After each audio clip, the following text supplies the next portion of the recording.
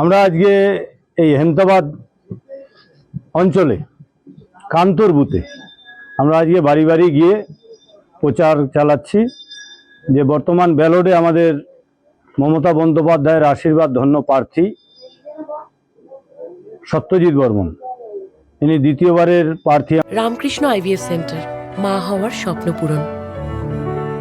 নির্ভরযোগ্য চিকিৎসা এখন আপনারই শহরে, জীবনরেখা হসপিটাল। আমাদের এলাকার বহু উন্নয়ন করেছে, তার নিরিখেই মমতা ব্যানার্জি আবার দ্বিতীয়বার আশীর্বাদ দিয়ে ওনাকেই রাখছেন।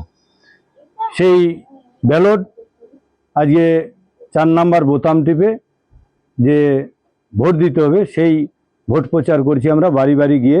মানুষকে এটাই বলছি যে আমাদের আগেও সরকার ছিল, 34 বছরের সরকার, তারপরেও আমাদের এলাকায় 10 বছর এখানটায় বামফ্রন্টের এমএলএ ছিল।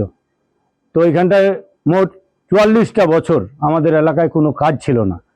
তো এই আমাদের সত্যজিৎ বর্মন আসার পরে 2021 সাল থেকে আজ 2026 সাল পর্যন্ত এলাকার বহু বড় বড় উন্নয়ন কাজ, রাস্তা, পানীয় জলের ব্যবস্থা, স্কুলের ক্লাসরুম, স্কুলের গেট, হসপিটাল, বিভিন্ন ধরনের কাজ, অ্যাম্বুলেন্স থেকে স্বর্গরথ থেকে শুরু করে হাইমার্কস লাইট থেকে শুরু করে বহু কাজ আমাদের এলাকায় হয়েছে।